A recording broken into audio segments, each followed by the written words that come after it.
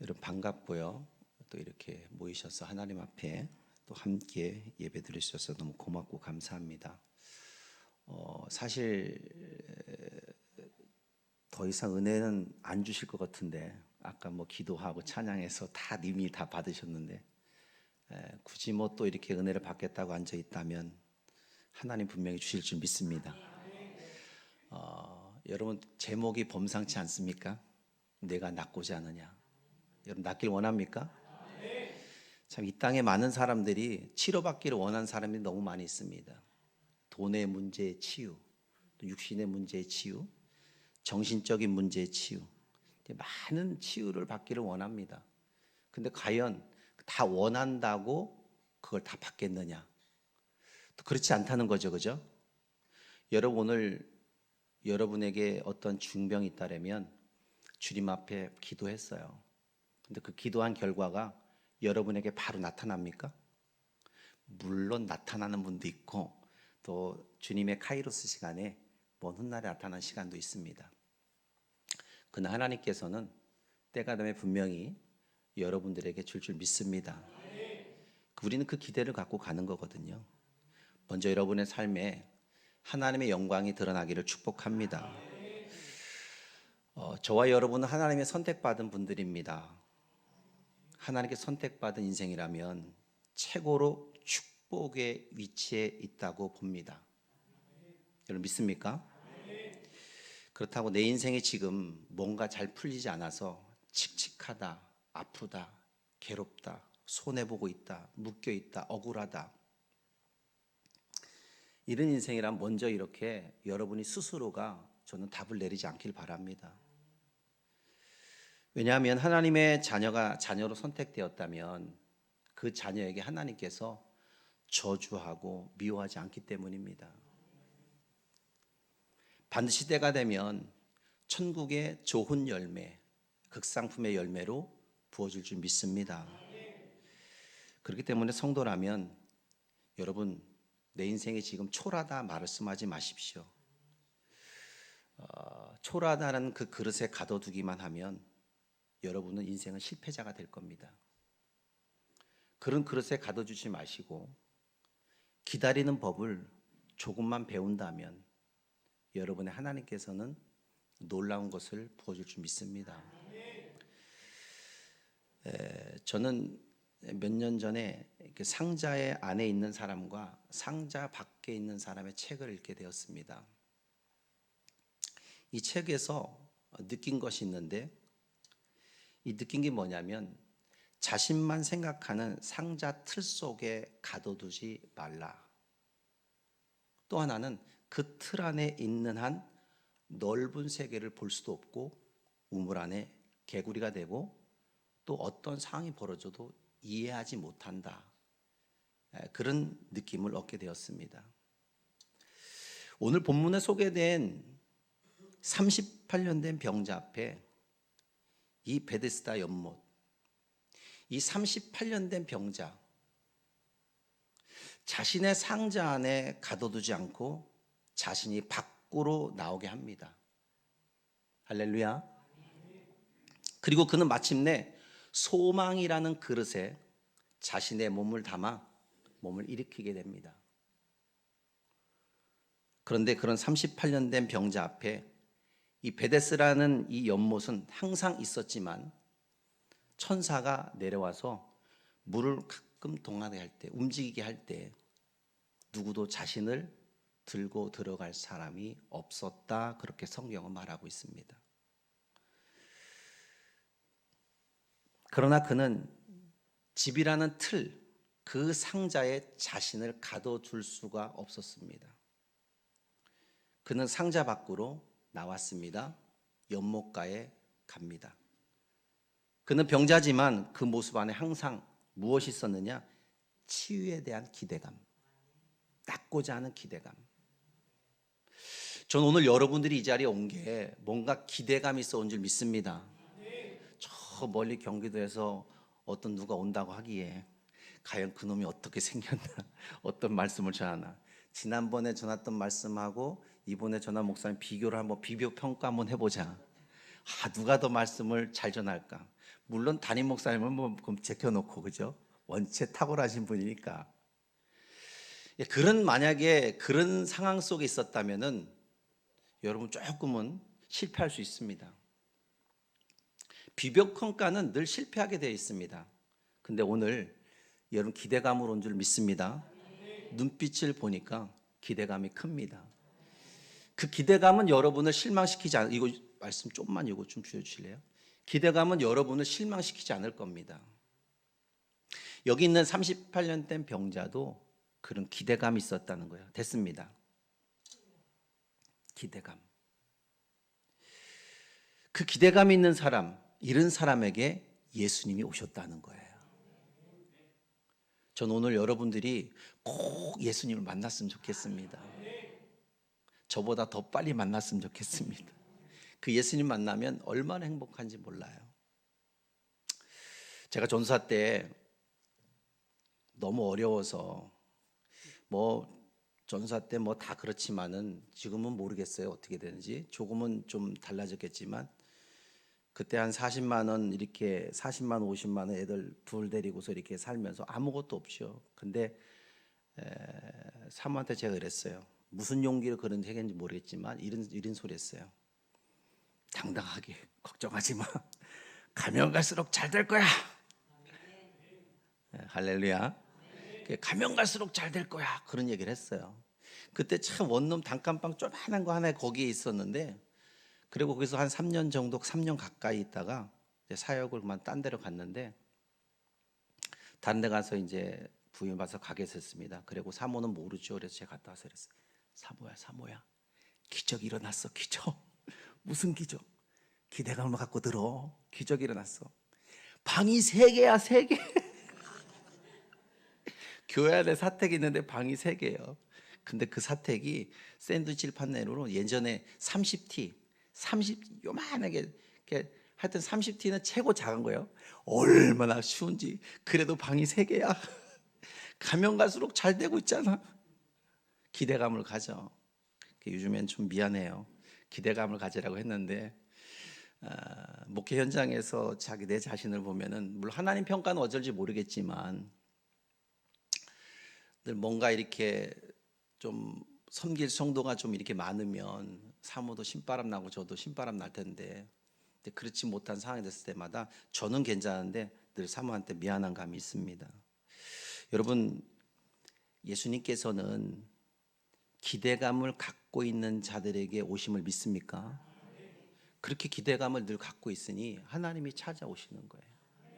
전 그 기대감을 오늘 여러분이 좀 만나기를 바라는 마음입니다. 질문해 봅니다. 예수님은 오늘 누구를 위해 움직일까? 아마도 지금 아까 얘기했다시피 기대감을 있는 사람에게 분명히 움직일 것인데, 그렇다면 예수님의 삶은 어떠한 삶이었을까? 이건 궁금하지 않습니까? 예수님의 삶 자체를 알게 되면 우리는 그 안에서 많은 것을 얻을 수 있다는 거예요. 저는 한 가지 얻었습니다. 딱 하나로 정의를 내면 그분은 우리에게 생명의 전달자입니다. 생명의 전달자. 그렇다면 과연 예수님은 생명의 소중함을 전달하고자 사람들에게 차별을 두었을까? 한번 제가 생각해 봤습니다. 차별을 두었을까? 차별을 두지 않았다고 이야기할 수 있습니다. 그러나 인간들을 보면, 이 사람들을 보면 차별, 차등, 그 차등과 차별을 두면서 많이 사람들을 아파하게 합니다. 그러나 예수님은 사람을 가리지 않았다는 거예요. 믿습니까? 교회는 사람을 가리지 않습니다. 세상의 모든 기관들은 다 사람을 가립니다. 그런데 교회만큼은 사람을 가리지 않는다는 거예요. 그래서 교회가 세상의 소망이라는 겁니다. 교회가 무너지면 세상 무너지는 겁니다. 여러분, 이렇게 예수님께서는 사람을 가리지 않고 생명을 나눠주는 자가 되었습니다. 우리가 읽은 요한복음 5장의 말씀, 그 앞장의 3장에 니고데모에게도 예수님께서는 그에게 다시 태어날 수 있는, 번어게인 다시 태어날 수 있는 생명의 말씀을 주셨고요. 그 4장의 사마리아 여인, 인생의 마지막 순간에 있는 여인, 이 여인에게 생명을 또한 줍니다. 오늘 5장에 38년 된 병자, 자기 혼자 스스로 뭔가 할 수 없습니다. 냄새나고 제대로 인간의 대접을 받지 못한 그에게도 예수님께서는 생명을 나눠주러 오셨다는 거예요. 그리고 예수님께서는 6절에 단호하게 말씀합니다. 내가 낫고자 하느냐? 내가 낫고자 하느냐? 정말 낫고자 하느냐? 아무런 소망이 없는 자, 이 던진 한마디에, 낫고자 하는 이 던진 한마디에 다시 한번 삶의 기대감에 부풀게 됩니다. 다시 한번 삶의 기대감이, 그렇구나. 여러분 절망에 빠져 있을 때 기도하다가 뭔가 하나님 막 뭉클하고 막 가슴이 뜨거워지고 이랬을 때에 뭔가 막 이 안에서 뭔가 뜨거움이 막 올라올 때 뭐예요? 기대감이 뭔가 됐구나, 그죠? 기대감이 올라오지 않아요. 주님이 내 기도 들어주셨어. 나 이제 정말 이제 더 이상 외톨이가 되지 않을 거야. 난 주님이 나에게 이제 함께 하셔. 이런 큰 기대감. 여러분, 모든 인간은 완벽하지 않습니다. 불완전합니다. 그래서 인간은 자신의 할 수 있는 것이 없다고 말합니다. 난 할 수 없다. 그렇기 때문에 자신의 삶을 위해 노력하며 사는 겁니다. 그렇기 때문에 무엇보다 우리는 하나님의 뜻을 발견할 줄 믿습니다. 하나님의 뜻을 발견하고 그리고 그것을 통해서 행동할 때 우리는 새로운 은혜 길을 걸어갈 수 있습니다. 자, 그렇다면 오늘 이제 말씀 속에서 우리가 하나씩 우리 한번 찾아보기를 원합니다. 1절에 예수님께서는 예루살렘으로 올라가십니다. 당신이 움직이는 일에는 항상 기준이 있음을 보여주는 겁니다. 그것은 하나님의 뜻을 발견했고 그 발견한 은혜를 행하고자 하는 은혜가 컸다는 거예요. 여러분, 우리의 삶을 돌아보면 자기가 생각하고 주변 여론에 많이 민감합니다. 자기의 생각, 주변 여론, 물론 여론에 민감하지 않을 수가 없겠죠. 중요한 부분을 차지합니다. 그런데 그 여론에 너무 의존한다면 인생은 실패할 가능성이 크다는 겁니다. 성도라면 하나님의 뜻을 찾아서 발견하는 것이 가장 시급할 줄 믿습니다. 왜냐하면 잠언서 16장 9절에 보니까 사람의 마음에 자기 길을 계획할지라도 그 걸음을 인도하시는 분이 누구다? 하나님이시다. 하나님의 뜻에 움직이는 곳에는 성공이 보장돼 있다는 거예요. 예수님의 인생의 최후를 보면 알 수 있듯이 십자가에서 다 이루었다 말씀하지 않습니까? 그것은 성공을 말하는 겁니다. 패배자가 다 이뤘다고 하지 않습니다. 그렇게 외칠 수 있던 것은 뭐냐? 하나님의 뜻을 발견했고 그 뜻을 위해서 본인이 움직였고 그 뜻대로 본인이 살았기 때문에 그런 말을 할 수 있다는 거예요. 여러분, 우리는 언제든지 하나님이 나를 위한 계획을 가지고 계신 믿고 그것을 찾아서 나는 가면 갈수록 잘 된다는 그 은혜 속에 살기를 축복합니다. 그리고 그것을 위해서 움직이는 저와 여러분 되어야 될 줄 믿습니다. 우리 한번 따라해 볼까요? 나는 가면 갈수록 잘 될 것이다. 나는 가면 갈수록 잘 될 것이다. 제가 전사 때 깨달았더니 부교육자로 있을 때, 한밭에 있을 때, 부교육자 있을 때 담임 목사님이 이걸 쓰더라고요. 그분도 쓰더라고. 나는 가면 갈수록 잘 될 것이다. 저거 내가 전사 때 썼던 건데. 여러분, 여러분의 인생이 이렇게 가면 갈수록 잘 된다는 그 보장은 하나님의 뜻을 발견한 그 뜻에 움직인 사람만이 이렇게 될 줄 믿습니다. 로마서 12장 2절에 보니까 너희는 이 세대를 본받지 말고 오직 마음을 새롭게 함으로 변화를 받아 하나님이 선하시고 기뻐하시는 뜻이 무엇인지를 분별하도록 하라. 마음을 새롭게 한다는 것과 하나님이 기뻐하는 것이 무엇인지를 고민하는 인생이 행복하고 하나님 뜻대로 살고자 하는 사람 아니겠습니까? 여러분, 하나님 뜻과 삶과 어긋나는 사람이 여기 베데스다 연못에 모여 있습니다. 이 병자들은 하나님의 뜻대로 산 인생들이 아닙니다. 이 병자들이 모여 있는 이곳, 하나님의 뜻을 모르고 모든 병에 걸려 있는 이들에게 이 3절에 보면 그들의 세상 무거운 짐을 다 진진 자들, 고통받고 신음하는 이들의 병은 혼자서 도저히 어떻게 할 수 없는 병들입니다. 움직이기가 불편하고 괴로운 자들입니다. 자기 스스로 할 수 없습니다. 누군가의 도움이 절실하게 필요한 분입니다. 이들은 왜 연못에 모여 있을까? 무엇 때문에 모여 있을까? 그것은 4절에 보면 천사가 가끔 못에 내려와 물을 움직일 때 먼저 들어가면 낫는다는 그러한 전설 때문입니다. 제가 베데스다 연못을 가봤습니다. 물이 없어요. 제가 갔을 때는 물이 전혀 없어요. 돌만 좀 깊이 있는데 돌무더기만 잔뜩 있어요. 막 큰 돌, 작은 돌. 여기서 어떻게 여기를 들어갔을까? 이 병자들이 어떻게 여기를 내가 지금 몸이 성한 사람도 못 들어가게 생겼는데 어떻게 여기를 들어갔을까? 그 주위에 다 모여 있었던 거죠. 근데 그 물이 거기에 있을 때, 물이 가끔 움직일 때, 천사들이 나서 가끔 움직일 때 그때 역사가 나타난다는 거예요. 근데 이들은 스스로 할 수 없습니다. 그러나 한 가닥 희망을 가지고 마지막으로 낫고자 하는 절실한 마음, 할렐루야, 낫고자 하는 이 절실한 마음에 희망을 걸고 그들은 그곳에 있는 거예요. 제 건강한 몸으로도 내려가기가 어려운 장소인데도 불구하고 그들은 거기에 모여서 가끔 그곳에 물이 움직일 때 가서 들어가면 낫는다는 그 희대와 희망감을 가지고 그들은 거기에 모여 있었습니다.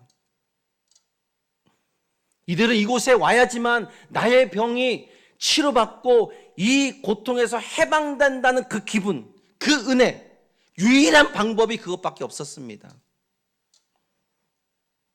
그렇다면 이들에게 이웃이 누구일까? 현 시대를 비춰보면 내가 괜찮으면 남에게 별로 신경 쓰지 않습니다. 여러분, 우린 다 갇혀있는 세대 살지 않습니까? 아파트의 옆집에 누가 살고 있는지 그들과 말을 건네는 사람 극히 드뭅니다. 내가 괜찮으면 옆에 사람 그렇게 신경 쓰지 않아요. 그러나 우리가 예수님께 이 세상에 오신 목적이 무엇인지 분명히 안다면 우리는 그들의 문제점에 그냥 손 놓고 있을 수가 없습니다.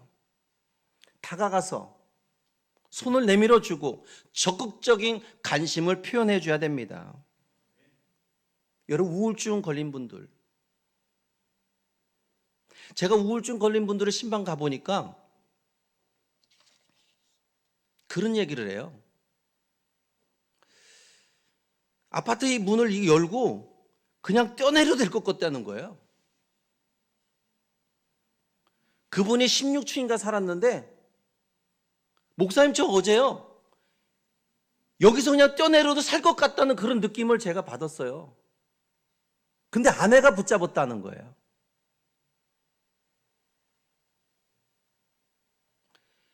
우울증으로 시달리는 이들의 고통, 이들의 아픔,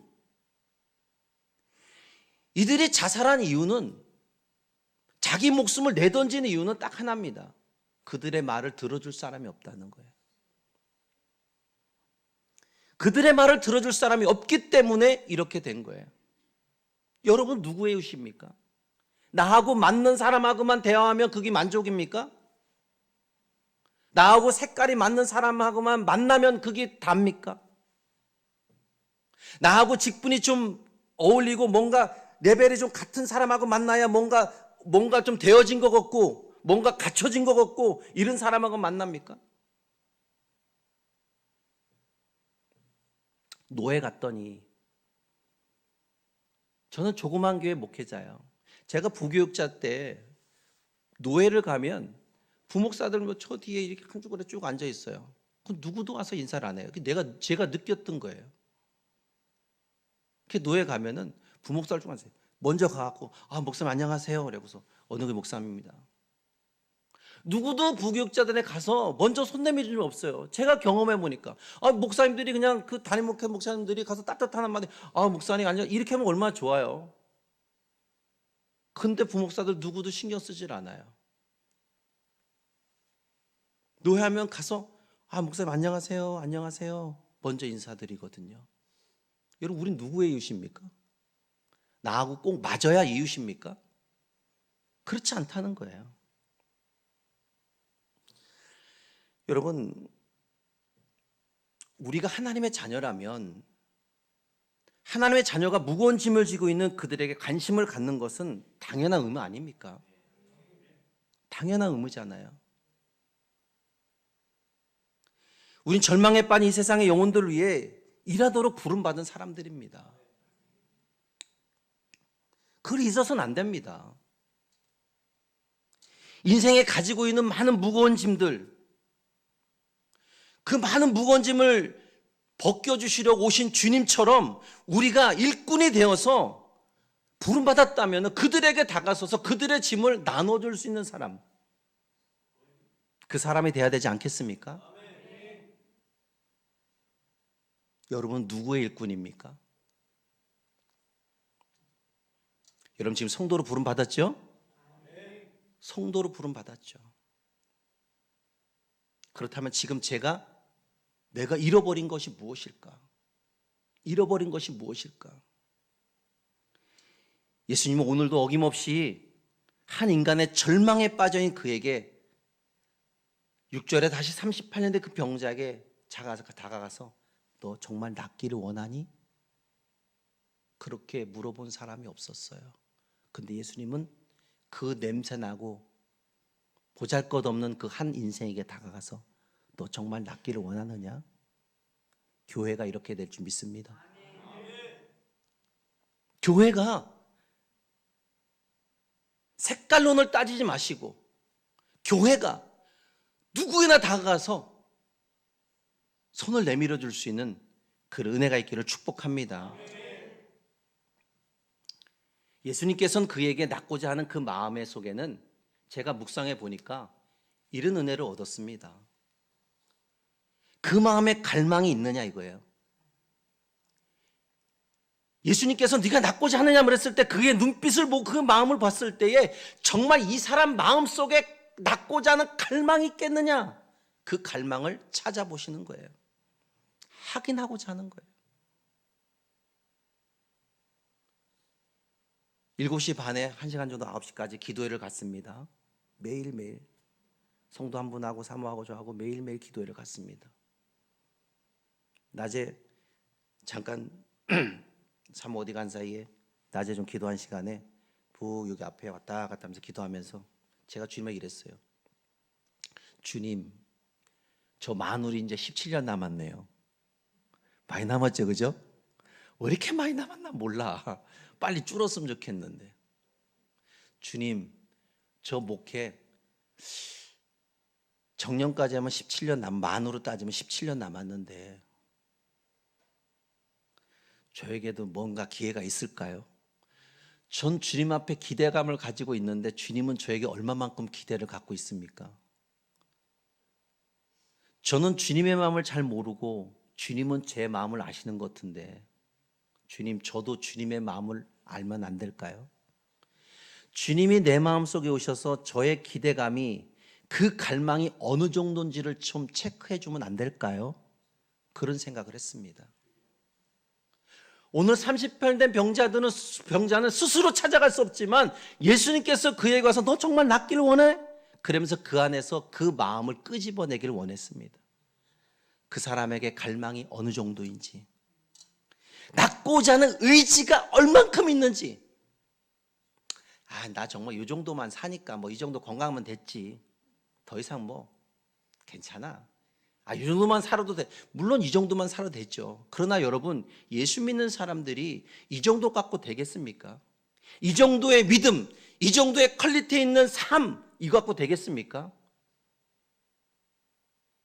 주님 원하는 방향으로 가기 위해서는 더 높은 갈망이 있어야 되지 않겠습니까? 더 갈망하는 그 의지가 여러분에게 뭔가 하고자 하는 의지가 더 깊이 있을 때에 진정 주님께서는 정말 낳고자 할 때 그 상을 들고 나가는 역사가 나타나는 거 아니겠습니까? 예수님께서는 그 상태를 분별합니다. 38년간 긴 세월 병석에 신음하면서 무거운 짐을 지고 있는 그에게 그를 보살펴줄 어느 누구도 남아있지 않은 그 상태, 그에게 소망이라는 것은 없었을 때에 예수님께는 다가가서 그에게 소망을 심어준 것. 옛말에 이런 말 있죠. 긴 병에 효자 없다. 병이 길어지면 효자가 없습니다. 한 교수님이 암병에 걸렸습니다. 교수. 어느 정도 레벨에 있는 분이죠. 그죠? 암이 걸렸으니까 얼마나 절망스럽습니까? 그 절망의 소리를 들은 많은 지인들이 그에게 막 찾아옵니다. 위로해 주러 찾아옵니다. 그런데 시간이 지나면 지날수록 사람들이 떨어집니다. 잊혀진 인생이 돼버리는 거예요. 그러나 우리 예수님 어떻습니까? 그 38년 된 병자에게 아무도 없었는데 이제 더 이상 찾아올 사람이 없어요. 그 절망의 그늘에 놓여있는 그에게 다가가서 치유에 대한 소망을 불어넣어 줬다는 거예요. 38년 된 그 병자에게 회복의 은혜를 허락해 주는 강한 의지를 그에게 부어주신 것입니다. 시편 37편 4절에 여호와를 기뻐하라. 그 마음의 소원을 내게 이루어 주신다. 내 마음의 소원을 이루어 주신다. 이 말씀은 주의 능력의 은혜를 경험할 수 있는 말씀입니다. 여러분, 고난을 극복하려면 강한 소망과 확고한 의지가 반드시 필요합니다. 아무리 큰 병의 시한부 인생을 살고 있는 병과 싸우고 있을지라도 아직 생애가 끝나지 않았기 때문에 의지가 남아있다는 거예요. 근데 그 의지가 얼마만큼인지 우리는 가늠할 수가 없습니다. 그러나 예수님께서는 그 마음의 중심을 보신다고 하신 하나님께서는 그 의지가 어느 정도인지를 알 수가 있다는 거죠. 저희 친구 목사 사모님, 신학교 때 친구인데 절친입니다.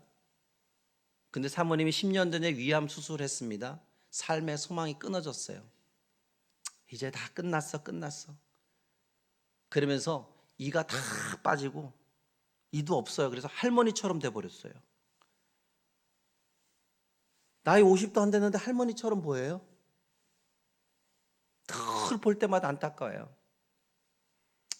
그래서 10년이 지난 후에 이제 삶의 의지를 가져보겠다고, 이제 나 살겠다고 그런 마음을 가졌어요. 근데 그 마음을 갖고 난 몇 달 후에 이쪽 치아 쪽에 이제 삶의 의지를 가지고 병원에 가서 치아를 놓으려고 이렇게 본 거예요. 그래서 이 병 부었는데 병원에 가서 다시 다른 큰 병원 가보라. 큰 병원 갔더니 이게 암덩어리인 거예요. 다시 또 암. 삶의 의지를 가졌는데 삶을 포기했다가 의지를 가졌는데 다시 또 암. 한쪽을 완전히 다 도려내야 된다는 거예요. 완전히 다 도려내야 된다는 거예요. 사모님에게 목사님은 이 엄청난 사실을 말할 수가 없었어요.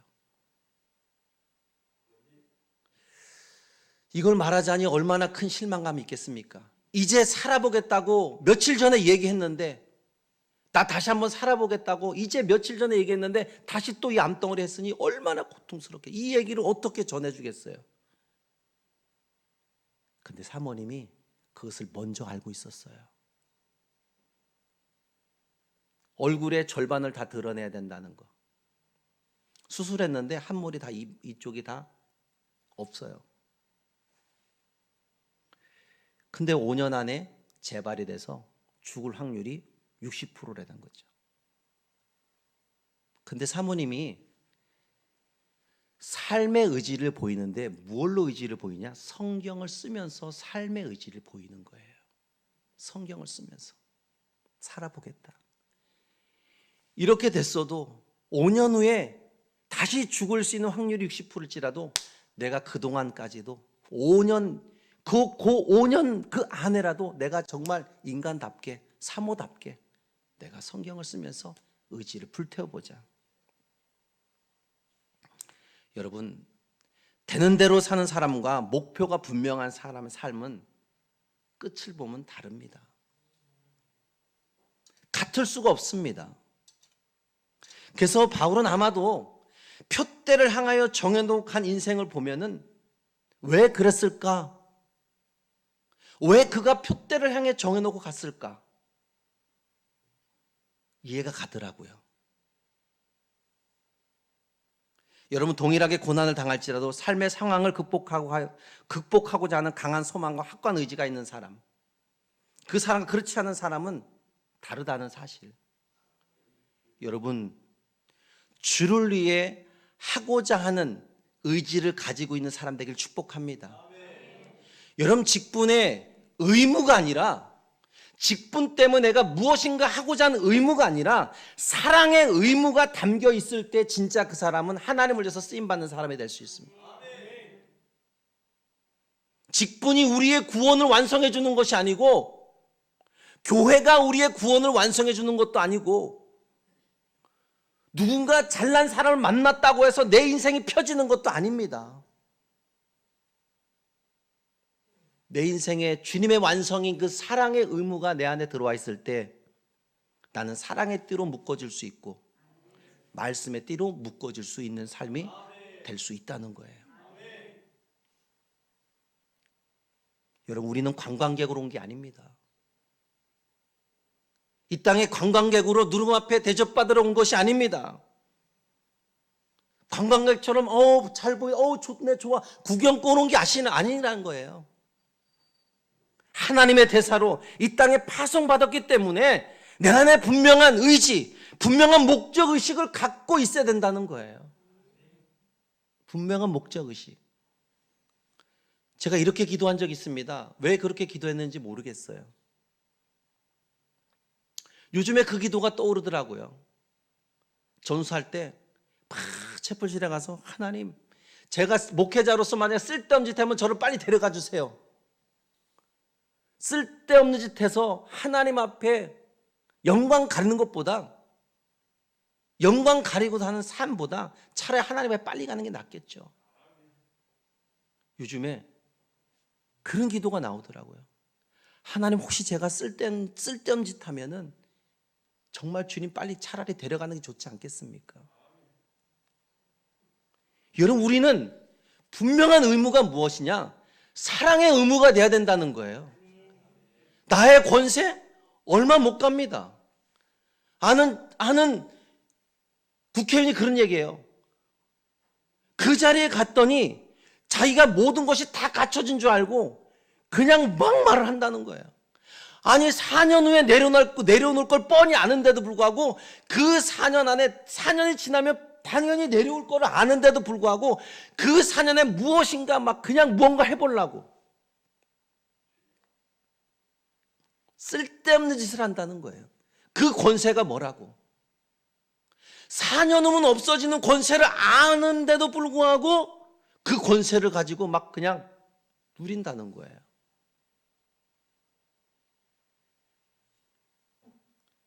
여러분, 우리는 분명한 목적의식이 있어야 될 줄 믿습니다. 분명한 목적의식.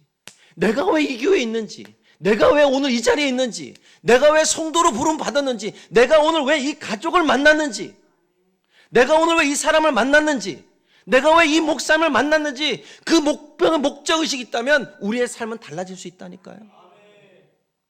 달라집니다. 분명히 달라집니다. 마태복음 25장의 달란트 장입니다. 두 사람은 목적이 분명했습니다. 그런데 한 사람은 목적이 없었어요. 그 결과 너무 다르게 나타납니다. 극과 극입니다. 두 사람은 충성된 종으로 그렇게 주인 앞에 부름을 받았지만 한 사람은 그렇지 못한, 충성하지 못한 종으로 되어버립니다. 무익한 종, 바깥 어두운 데서 내어 쫓겨 슬피 울며 이를 간다는 인생. 여러분, 우리의 삶에는 결과가 좋았던 두 사람처럼 분명한 목적의식이 있어야 줄 믿습니다. 고난이라는 상황에서 온 아픔을 지혜롭게 적극적으로 대처할 수 있는 사람, 수동적인 자세로 해야만 하는 일에만 목숨 걸지 마시고 예수 그리스도 믿는다면 능동적인 자세를 가지고 내가 왜 여기에 있는지, 하나님을 왜 내게 이런 직분을 주셨는지, 왜 이 교회를 만나게 했는지, 이 안에서 여러분의 믿음이 성장하는 목적의식이 있기를 축복합니다. 그럼 우리는 좌절이 없어요. 포기가 없습니다. 여러분, 이제 우리의 시선은 주님께 있어야 됩니다. 주님께 고정하는 습관을 길러야 됩니다. 그 습관은 강한 소망을 갖게 하고 흐트러지지 않는 삶, 믿음의 의지를 갖게 하게 합니다. 그것이 바로 습관의 영성입니다. 그렇기 때문에 8절 9절에 주님을 의지할 때 진정한 참 자유가 얻어지는데 뭐라 말씀하십니까? 이렇게 말합니다. 일어나 내 자리를 들고 가라. 이는 치유를 받았습니다. 힐링이 된 겁니다. 이제 이는 회복을 위해서 이제 움직여져야 됩니다. 여러분, 치유와 회복은 좀 다릅니다. 치유는 몸에 자유를 줍니다. 병에서 자유. 그러나 회복은 뭡니까? 기능이 회복되는 겁니다. 하나씩 회복. 여러분, 몸이 치유를 받으면 건강해지죠, 그죠? 회복은 뭡니까? 팔의 기능, 다리의 기능, 오장육부의 기능, 내 생각 기능, 모든 기능들이 살아나는 것이 회복입니다. 전 여러분들이 회복되기를 축복합니다. 주여, 오늘도 내 심령이 회복되기를 원합니다. 그 회복되기를 기도할 때 내 육신의 몸이 회복될지, 내 몸의 어떤 기능이 회복되면 여러분이 헌신의 기능이 회복되고 여러분의 그 섬김의 기능이 회복되고 하나하나 기능이 회복될 때 비로소 여러분은 완성된 작품이 될 수 있다는 거예요. 여러분, 몸이 아무리 이렇게 있어도 무엇인가 하나가 기능이 고장나면 그분을 장애인이라 말하죠, 그죠? 그리고 하나가 불편하면 몸 전체가 불편합니다. 우리가 말씀 듣는 이유가 우린 회복을 위해서입니다. 오늘 주님께서 일어나 내 자리를 들고 가라, 이 얘기는 뭐예요? 이제부터 너는 회복을 위해서 힘쓰라는 거예요. 이제 치유를 통해서 너에게 몸에 자유를 줬으니 그 자유된 몸으로 방탕한 생활하지 말고 그 자유의 몸을 가지고 네 인생의 기능을 회복시키는 삶을 살아라. 생각된 잘못의 기능이 있다면 생각을 회복시키는 자가 되기를 축복합니다. 베데스다 연못에 일어난 이 기적, 38년 된 병작의 이 세월의 보상이 바로 이곳입니다.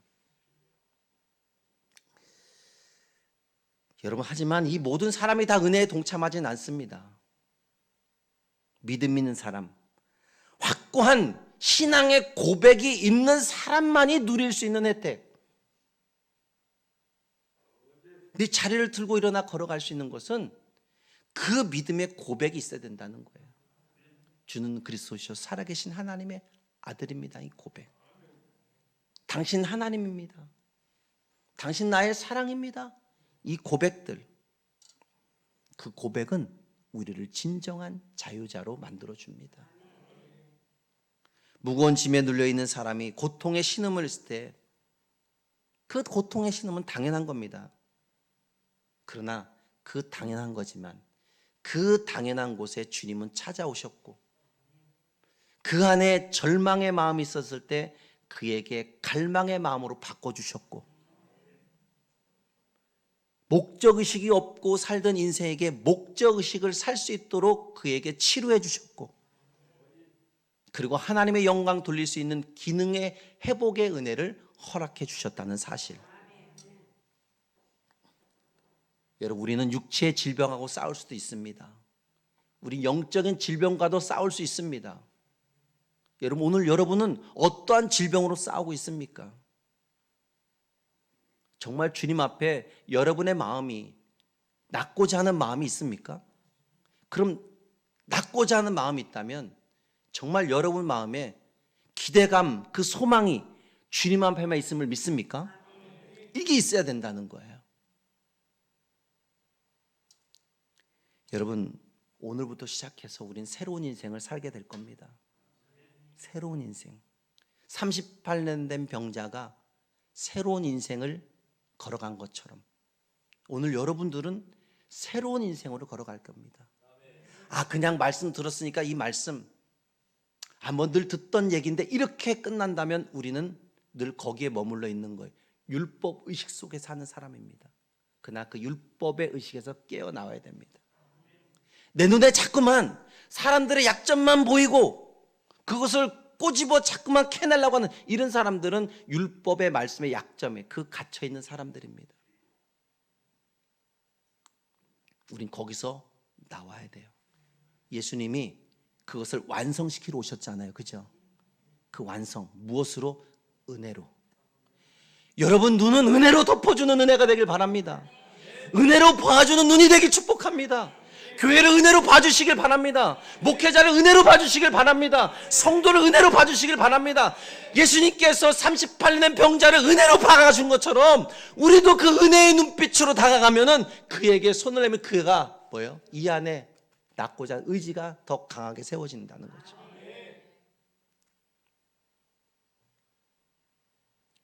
세상에 많은 좋아하는 일들이 있습니다. 그 좋아하는 일에는 적극적입니다. 여러분 주님 앞에 적극성을 표현하길 바랍니다. 저와 나이 같았던 전도사 때 한 젊은 분이 목사님, 전도사님, 저요 세상에서 모든 거 다 해봤습니다. 정말 목사님이 전도사님이 들으면 기절 촉풍한 일까지 다 해봤습니다. 근데 이제 교회 돌아왔다는 거예요. 탕자가 돌아온 겁니다. 근데 하나만 못 해봤습니다. 라는 거예요. 이 하나를 전사님 저에게 해줄 수 있습니까? 무언데요? 제가 해줄 수 있는 건 다 해주겠습니다. 그렇게 얘기해요. 전사님, 제가 주의 일만 못 해봤습니다. 저를 잘할 수 있도록 도와줄 수 있습니까? 오케이. 그거라면 내가 자신 있습니다. 그 사람이 장로가 됐습니다. 할렐루야. 여러분, 우리는 내가 좋아하는 것에는 열심을 내는데 내가 좋아하는 것이 무엇을 좋아하는 것일까? 항상 여러분 우선순위가 하나님 것이 먼저가 될 줄 믿습니다. 그것이 먼저 됐을 때 세상 것이 풀어지는 것이 세상 것을 먼저 하고 하나님 것이 풀어지지 않습니다. 그러면 교회 오게 되면 그렇게 해서 바꿔지면 교회 오면 구경꾼이 되는 거죠. 여러분 오늘 우리는 이제 새로운 인생의 삶을 내 무거운 짐, 그 죄짐을 지어주신 예수님의 그 은혜가 여러분의 길을 축복합니다. 38년 된 병자의 무거운 짐을 그 죄짐을 들어주시고 그에게 자유를 선포해 주시고 그에게 회복의 길을 허락하셔서 그가 주의 일을 할 수 있는 기능의 회복을 허락하신 하나님, 그 하나님이 여러분의 하나님 되기를 축복합니다.